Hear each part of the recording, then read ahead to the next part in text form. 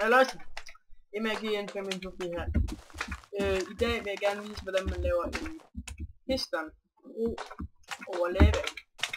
Jeg skal lige huske det. Ja, du graver nu.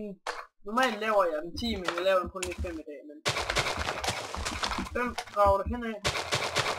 2. Og så sætter du pistons ned i jorden.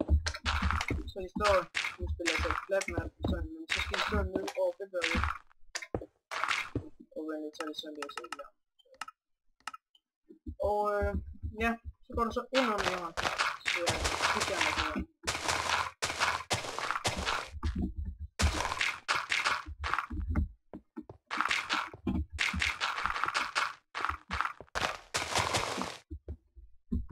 Og vi skal så her.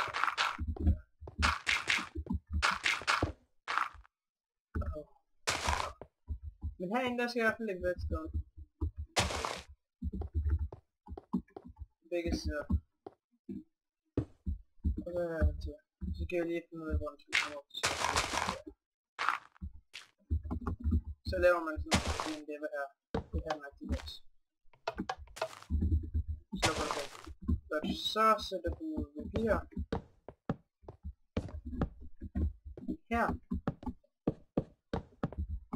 Og så over det bliver skal det være. Og jeg skal lige tage lidt med. Ja. Og rundt. Og så lægger det sådan set bare.